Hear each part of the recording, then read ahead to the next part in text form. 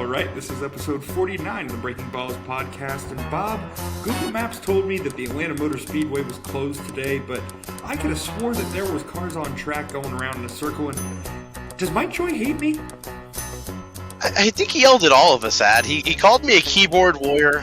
Everyone seems like they're a little angry this weekend. NASCAR put somebody in the principal's office from the Xfinity race. They left their car in the middle of the track. There was a couple penalties weighed out to some big competition. It was stressful for everyone.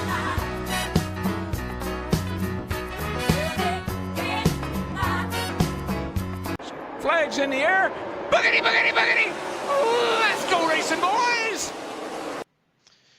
All right, everybody. Welcome back. It is episode 49 of the Breaking Balls podcast. We are post Hot Atlanta, the reconfigured super speedway, fresh out of the Magic City Lemon Pepper Lou William wings.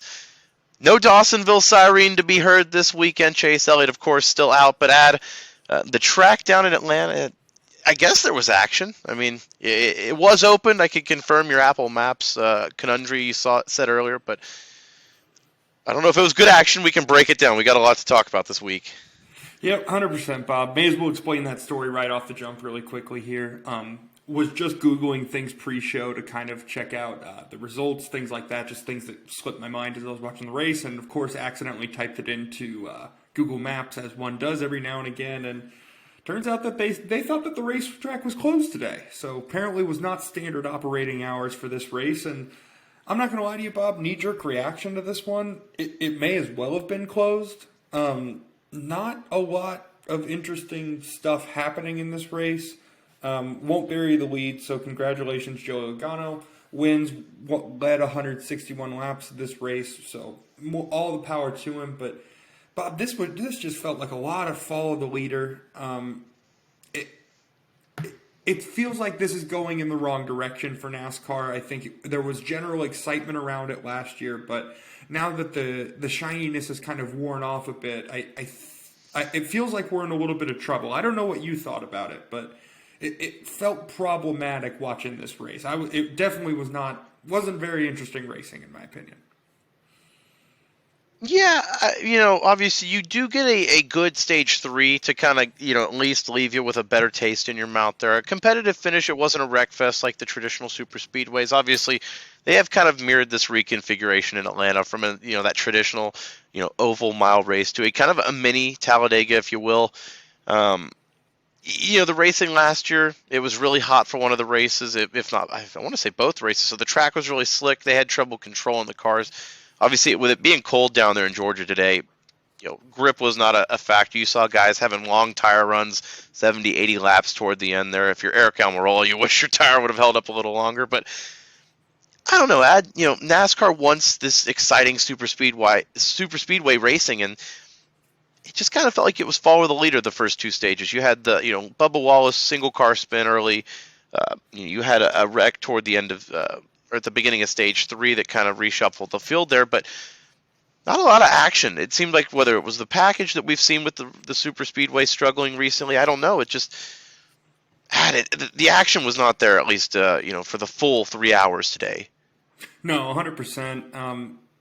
Not a ton of action to talk about, but what there is to talk about is, man, Brad Keselowski looked like he was kind of dead in the rights there towards the end. Eventually was passed, but I got to give him a ton of credit for even holding on to the lead as long as he did, because just for him to be able to kind of to have two teams basically form right behind him with the Toyotas and then the Penske boys, you knew he was kind of out on an island, and the fact that he was able to kind of keep control of that race in stage 3 for as long as he did, obviously got passed there in the last lap, but if there was going to be someone who was going to win this race after, Brad Keselowski had kind of done a really good job, almost held on to it at the end there, I felt like it was a little bit of racing god justice for Joey Logano to win because, like I mentioned, did lead a lot of laps in this race, so wasn't just a random guy, just kind of driving in or backing into a win. So felt good about that part of it, but you're 100% right, Bob. The stage 3 did leave a good taste in your mouth, especially the finish and stuff like that. It was one of the better finishes we've had all year, but everything else was just so subpar, right down to be honest with you, Bob, the pit line. I mean, to have them go in so early, it just felt, I don't know. For me, just watching it at home, it felt very odd to kind of have them have to be on the apron so early to get into pit lane. I don't know what you thought of that, but one of those things that just, I don't know. I get the safety aspect, but just felt it feels like one of those rules that doesn't flow naturally. And I think the best rules in sports are the ones that make the most sense. And that rule doesn't make a ton of sense to me, I guess. Just my thought on it, at least. I don't know what you think. Yeah, it definitely feels like something that wasn't broke. They didn't need to fix it with the new reconfiguration last year. It was fine the way it was. It feels like this year, you saw Ryan Blaney go 2 laps down with the speeding penalty in stage 2.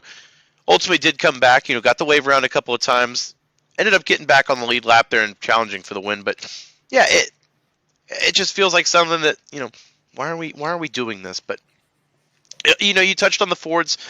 Obviously, Keselowski being the RFK car with the speed up there with Buescher taken out in the wreck in stage 3.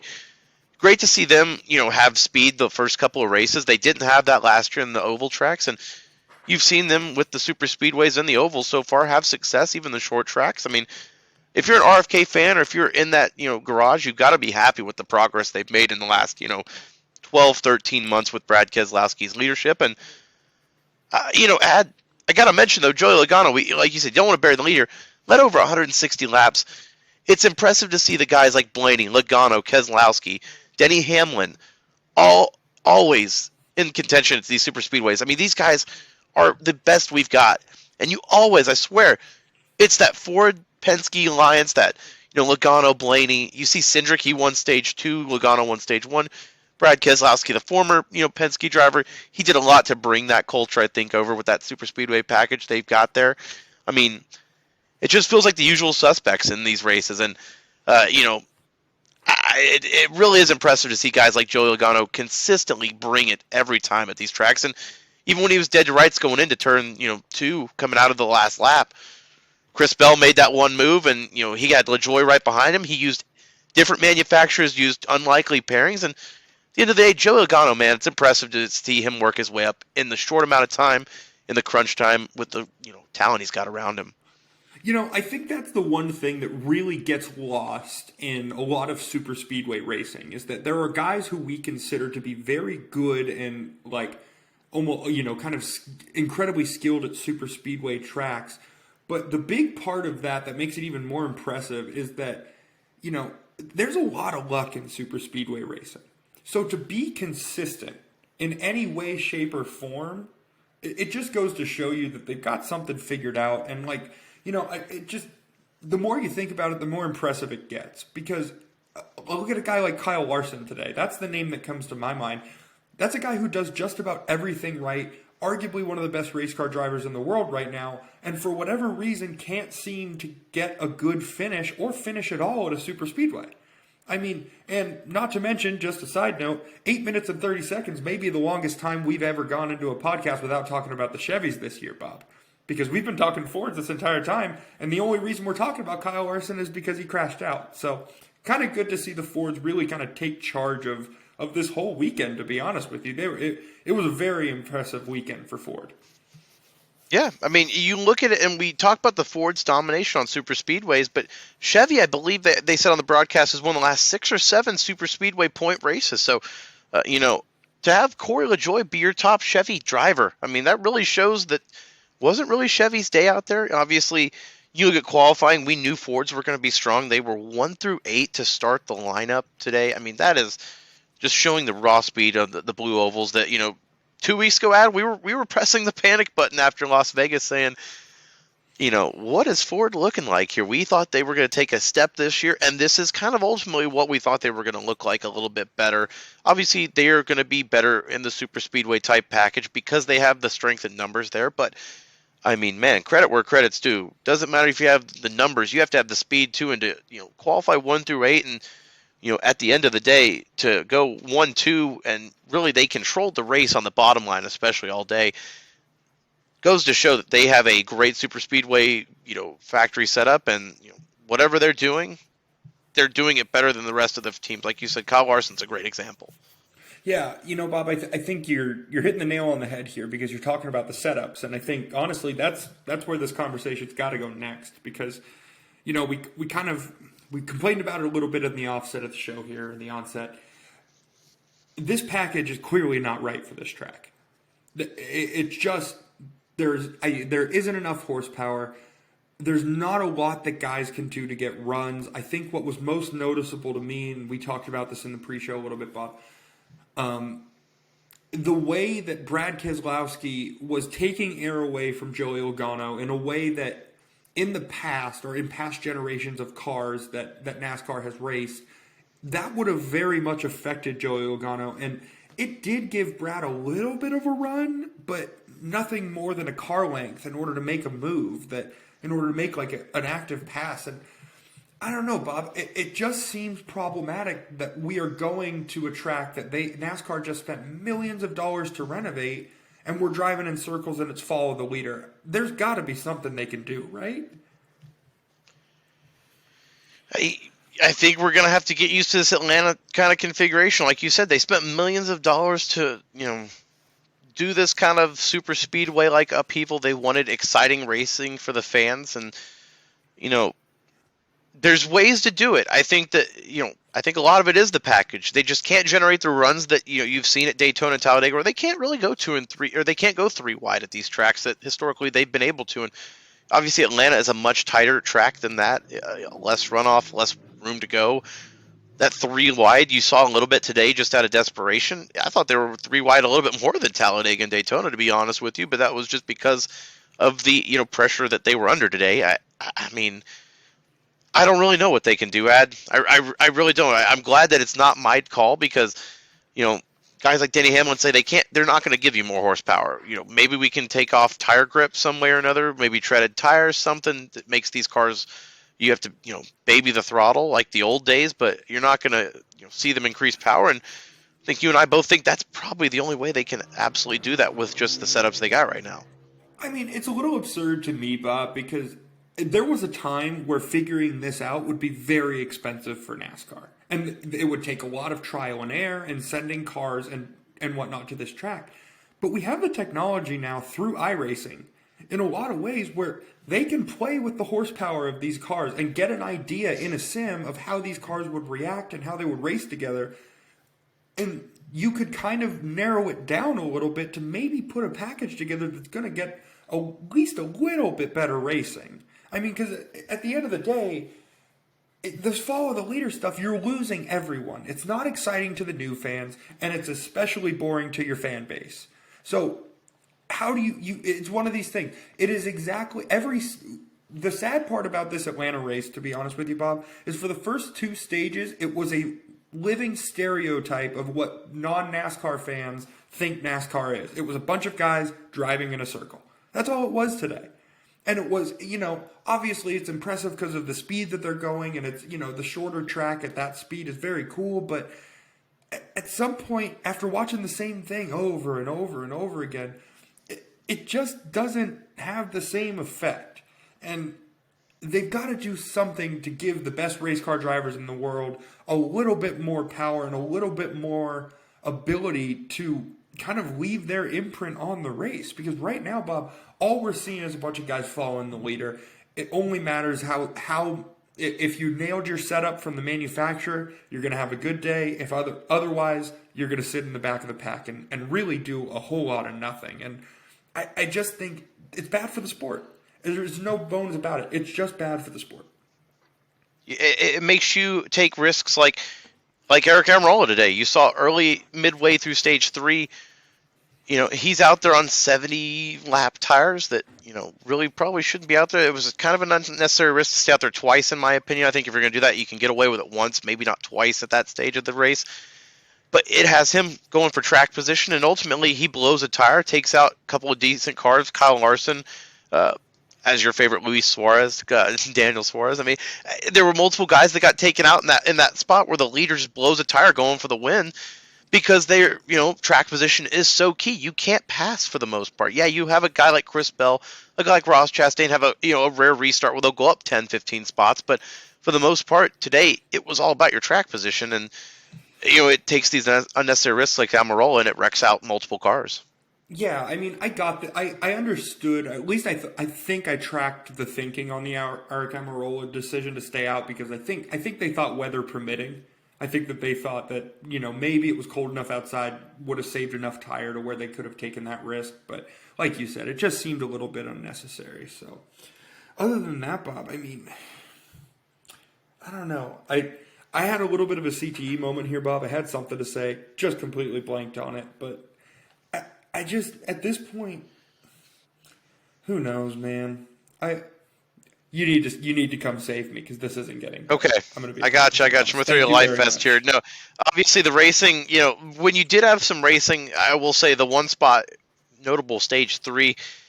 You had Kevin Harvick leading the race, a guy that one of his biggest moments in his career was at Atlanta in 2001, his first career race or his first career win. I'm sorry, gets a racing moment there with Ross Chastain, and it just kind of shows that we've done enough sim research here, and it doesn't matter because everyone thought Chastain touched Kevin Harvick. Everyone was so convinced that Ross bumped him. Everyone almost wanted Ross to bump him. Further review, he got close. But I'm not touching you. I'm not touching you. I'm not touching you.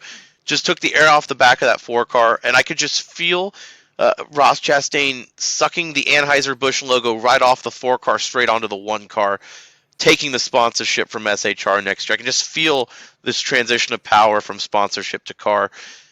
On a serious note, though, I mean, Chastain did nothing wrong in my opinion. Is fair or foul? No, at that point, Bob, I think all the ingredients were there. You had Ross Chastain, who has historically gotten into people. You had old Happy Harvick, who if he got hit on the track, was going to give us a soundbite. And ultimately, when neither of those things kind of panned out to be what happened, and I think Kevin Harvick really came out and said, he's like, look, man, that's just a racing thing. Other drivers even commented on it. Will Byron got kind of collected in that, and he just said, hey, man, that's just racing. And ultimately, that... like I said, Bob, all the ingredients were there for a really easy podcast for us to sit here and go back and forth the same way we got to do all last year with, okay, is this over? Is this not over? But this one's racing, man. It's got to be over. This is going to happen at tracks like this, especially, as guys have to kind of figure out what they're going to do to be able to make passes at tracks like this. You're bound to have incidents like this. And, of course it's easy to blame Ross Chastain and, kind of point the finger, but ultimately at the end of the day, that's racing, man. No harm, no foul in my opinion. No, absolutely with you. I just think it's funny, everyone was complaining about the lack of racing, and then we finally have a racing moment. A guy, takes the air off another car. Obviously, ends the day for Harvick. Ended up, taking out a couple of different guys there. I think William Byron got caught up in that as well. Yeah, I think Byron. I think Luis Suarez, as you like to remind me, that's a deep cut from episode 1. Daniel Suarez, ladies and gentlemen. But you look at that, though, and, it's a true racing incident. But, everyone wants to throw Ross Chastain there because at the end of the day, that guy is kind of one of the only guys that likes to fully put himself in racing situations, maybe a little too early. But that guy's a true racer.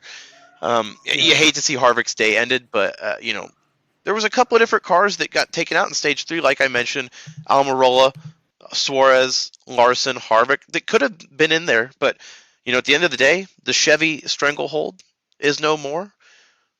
Took 5 races, but we did have a different manufacturer. I did have to mention, though, the Toyotas, they did have the race kind of in the palm of their hands there toward the end. They had 3 different cars with Reddick, with Bell, and with Denny Hamlin, all right behind Brad Keselowski. Discombobulated, to say the least. They had the chance to take the lead there and instead let Joe Logano get pushed by Corey LaJoie, of all people. And, just kind of feels like Toyota's that second car all year. Hasn't, been far off, but just struggling. And that's something to note, 5 races in. Toyota's got to figure it out. Can I be honest, Bob? And this kind of just popped to me, but Toyota just doesn't have a 1. I'm going to be honest. It feels weird right now, but I think with Kyle Busch being gone, of all things, I think Kyle Busch was the clear 1 at Toyota.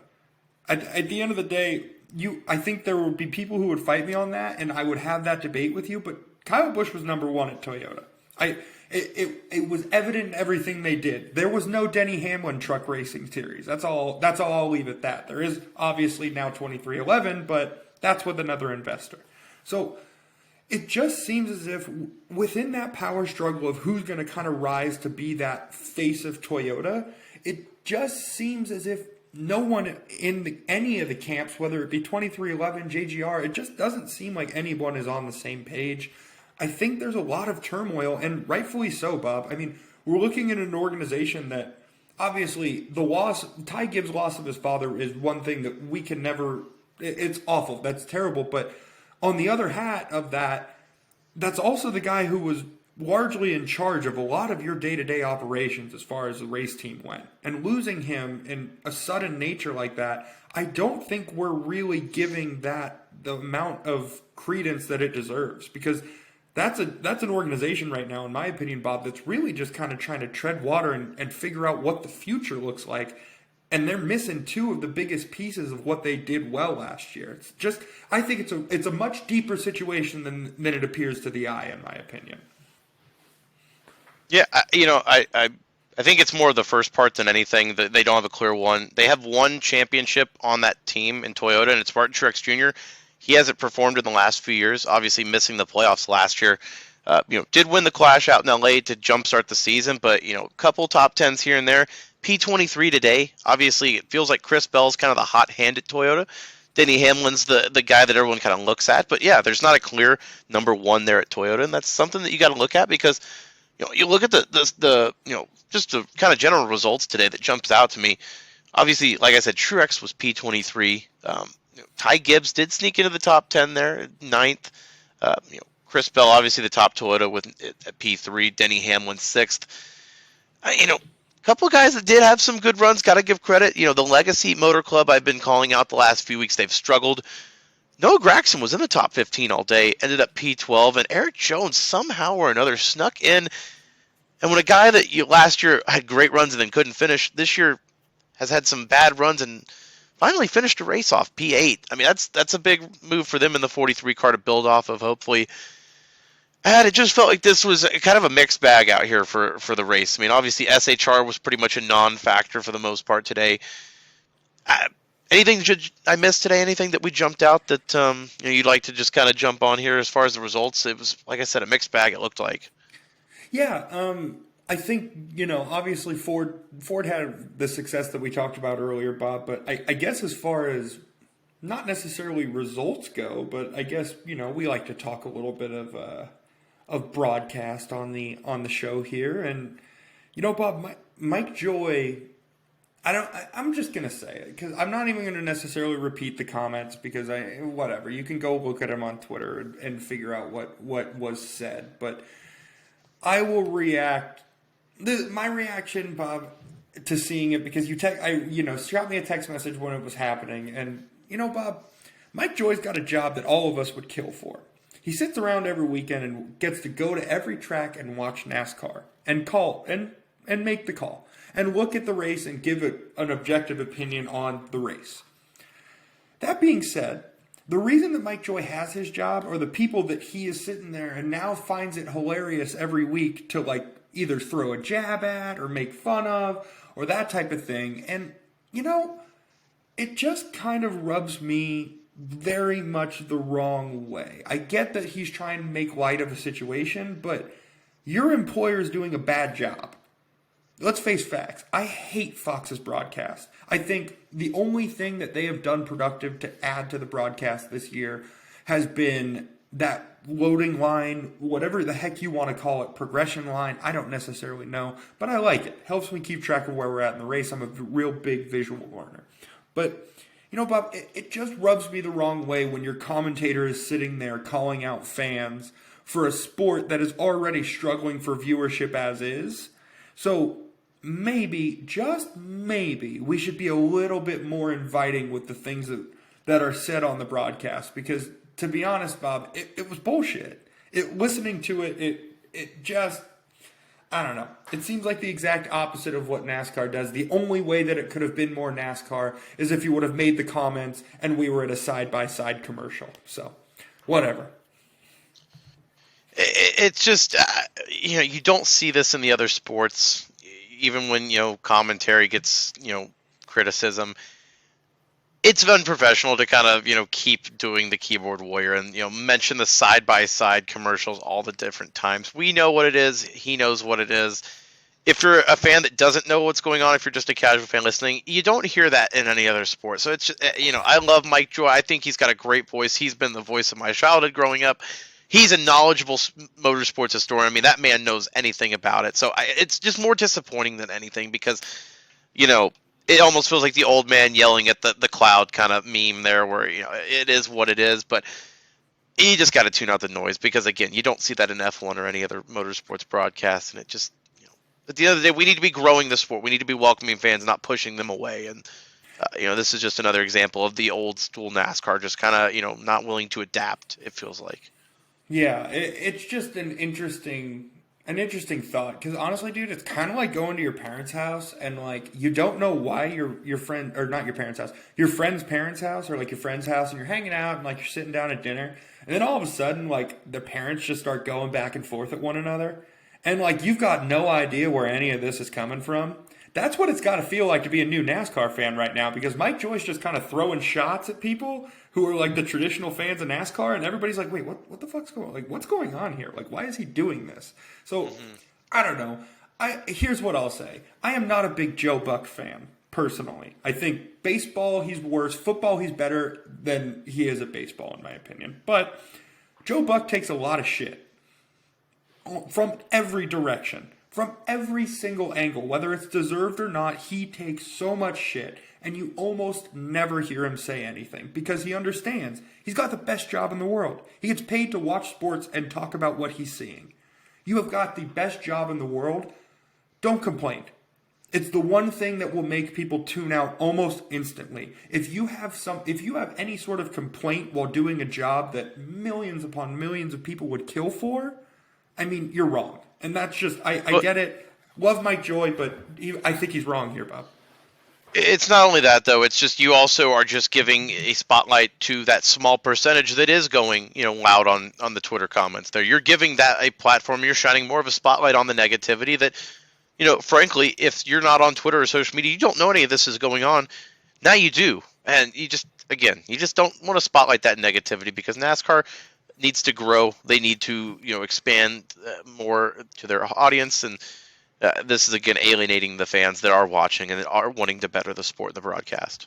Bob, I'll tell you what will progress the sport, though, is that in Stage 3, we got a real treat because with Brad Keselowski in the lead, this happens from time to time at super speedways. I love when Fox or NBC does it because whenever Brad's in the lead, it means we get to listen to beautiful, beautiful, sweet TJ Majors, who is just so freaking good at his job. And I mean, it was remarkable. It was one of those things that as you listen to him spot and call out what was happening behind Brad, it was one of the best parts of watching racing all day, Bob.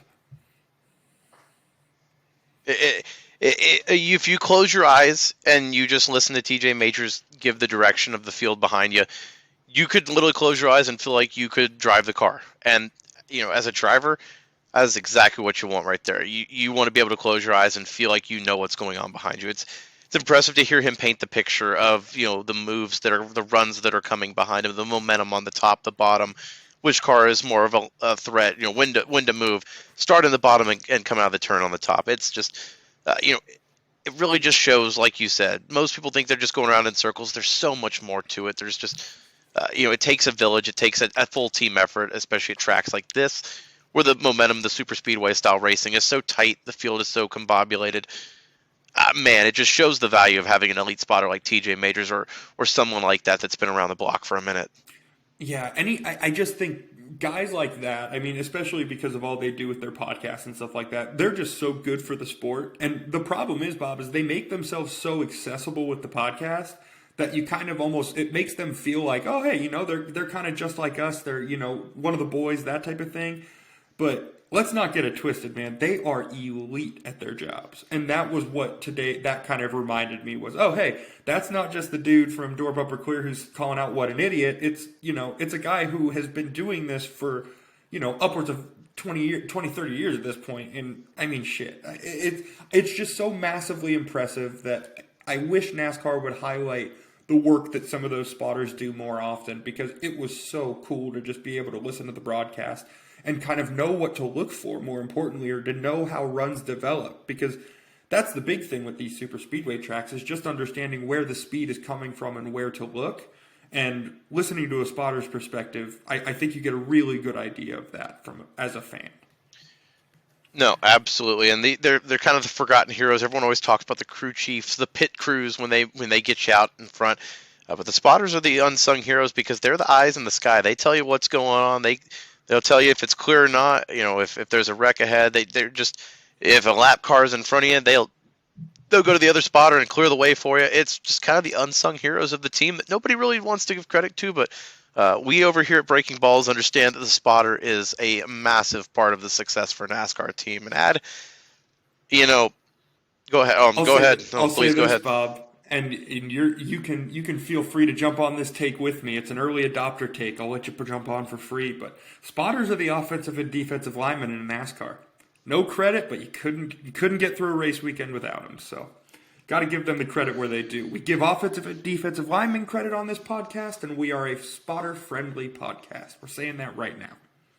Signed, sealed, delivered. Yep, absolutely. But anyway, obviously we'll stay off track here because big week in NASCAR. Some penalties laid down to some of the bigger names in the sport. We are remiss to not mention, obviously, the Hendrick hood louvs that we mentioned on Sunday night post-race. They were confiscated over at Phoenix. Big old sponsorship, or not sponsorship, a big old suspension reduction, fine, whatever you want to call it there. Points deductions, suspensions for crew chief. I think $400,000 when you total it for Hendrick between the four cars. $100K each team. Their crew chiefs were suspended 4 races, 100 points in the playoff standings, and then 10 playoff points each. Good God almighty. Also for Kaulig's 31 car as well, not to sweep that under the rug. Justin Haley's 31 team had the same penalty. So NASCAR is $500,000 richer, a couple of hood louvs less. But,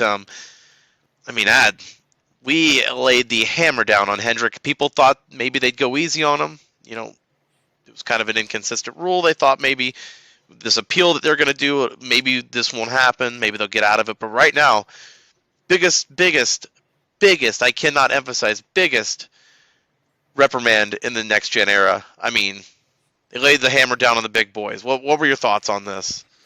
Bob, there is, as far as punishments go, there's slap on the wrist, of course, nice and easy. Then there's dropping the hammer, which, that's, you're getting punished, and you deserve to get punished. And then, Bob, there is 90s WWF Triple H swinging a sledgehammer and hitting poor Rick Hendrick's wallet at this point. Because, Bob, I'm not surprised, I guess, but I don't know. It's mixed emotions because, on one hand, you kind of got to give credit to Hendrick for pushing the envelope. I love that. I'm a cheater. What it is.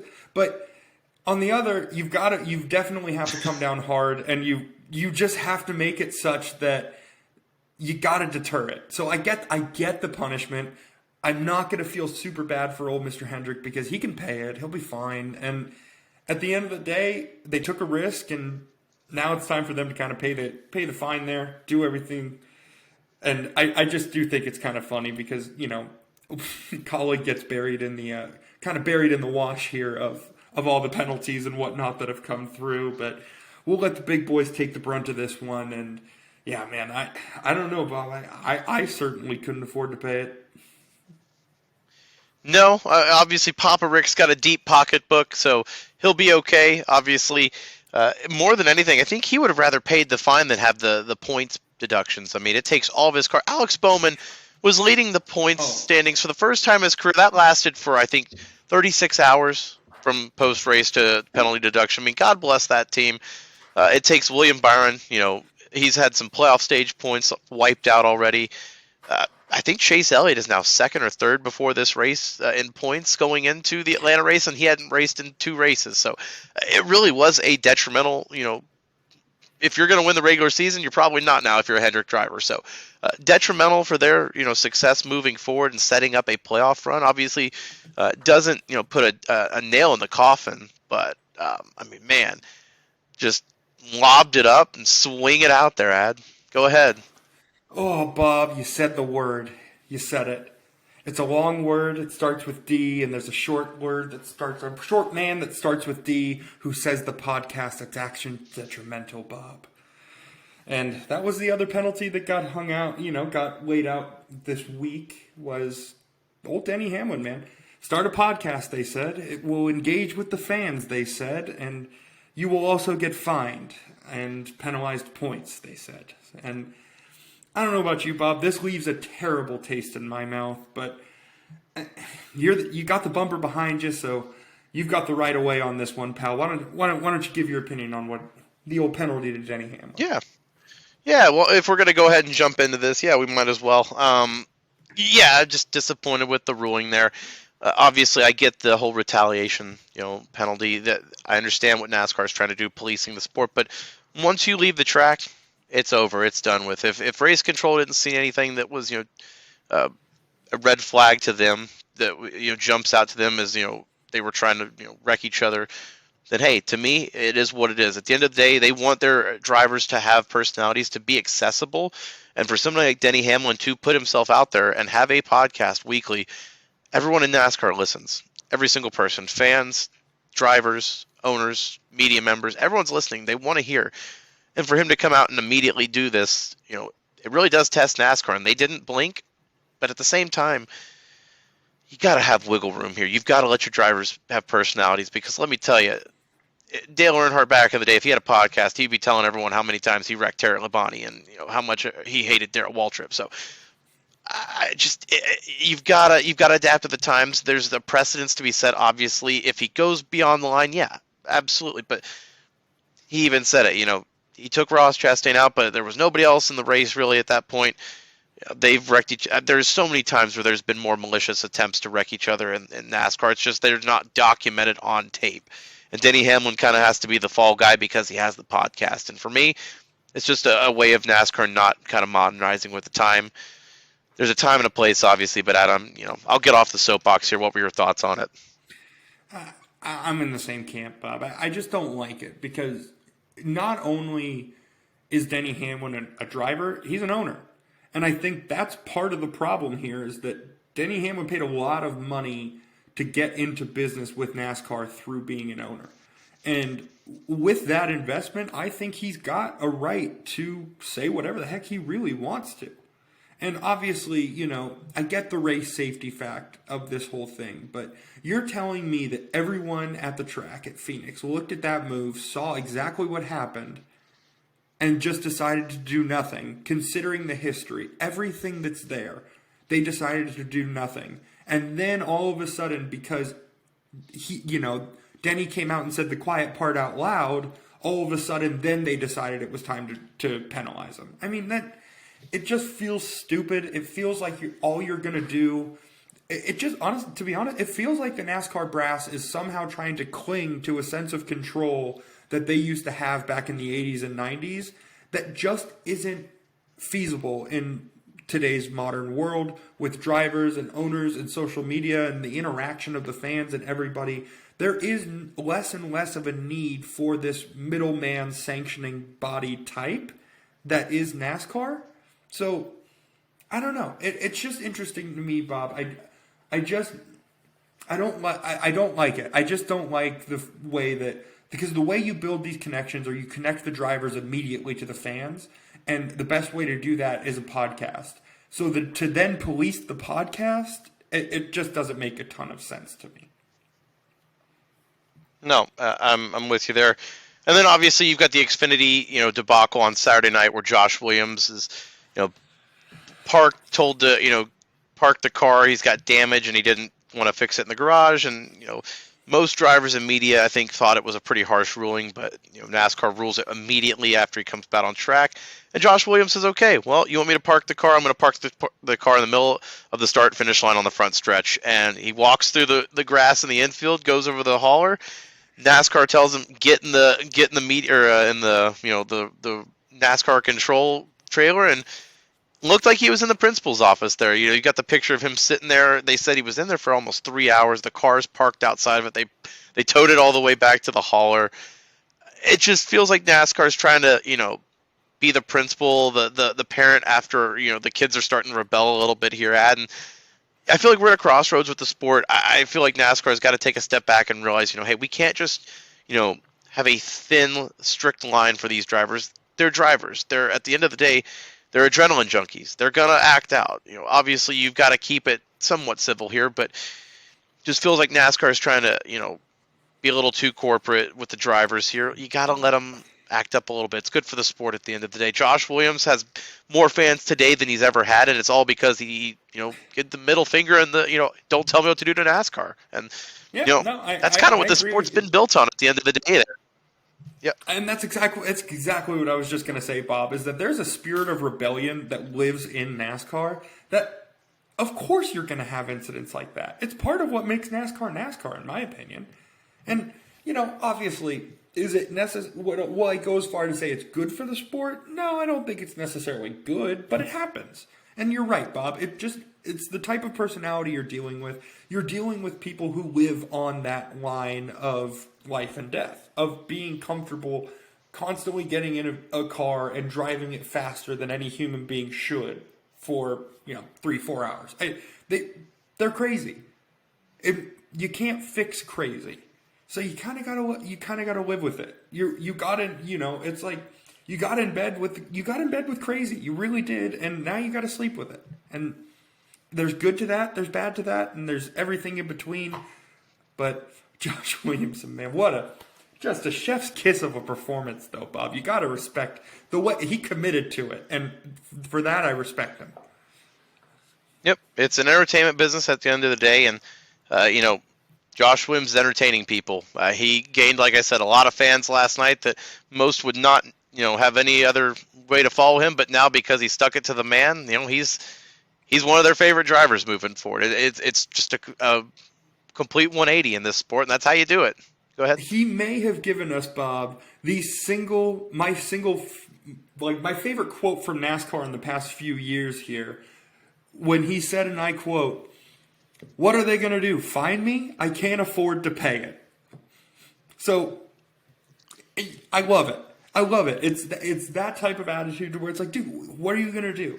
You're parking me because you somehow feel arbitrarily that I don't belong out here because there's damage on my car. And let's face facts. I mean, if you look at the situation, let's call a spade, Bob. If it were a name that we recognized and not before this, obviously we know Josh Williams now, but if it were a name that we recognized that had that happen to him, they would have given him a little more leeway. So I don't actually hate the reaction. I get why he's as mad as he was, but I don't know, man. It seems to be an interesting... Chase Elliott literally drove around with a bumper cover flying off last year, so it's not like this is unprecedented. But this is a back chartered car that doesn't have speed, doesn't have the backing like a Junior Motorsports or a Joe Gibbs, so they don't get the benefit of the doubt. And I think that was just kind of somebody they got kind of fed up with the ruling of the haves and the have-nots. Maybe I'm looking a little bit too much into that, but I just remember the Chase Elliott back cover, and that's immediately what comes to mind for me. Well, I'm just saying, and I'm not saying we've got a little bit of podcast host telepathy, but I'm just saying, you're right. Chase Elliott did get a lot of time to take care of that back bumper. So let's just say the man's got a point, to say the least.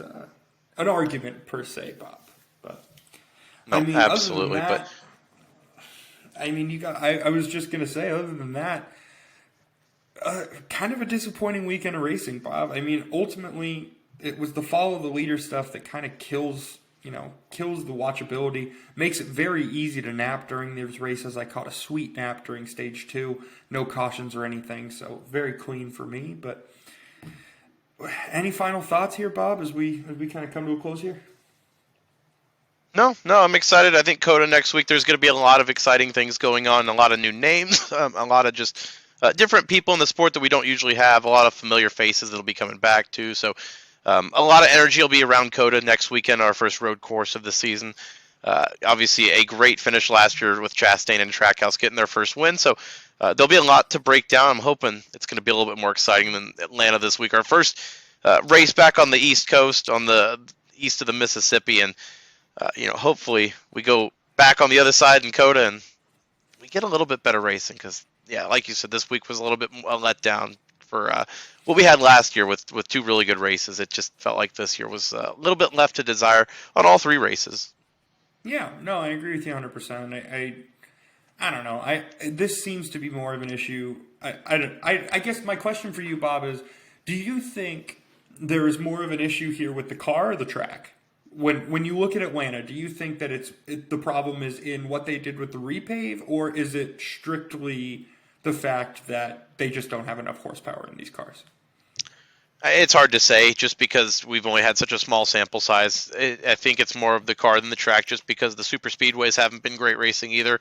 Not being able to go 3 wide at Daytona, Talladega. So I'm more inclined to say the super speedways just on the sample size, but it's hard to say right now.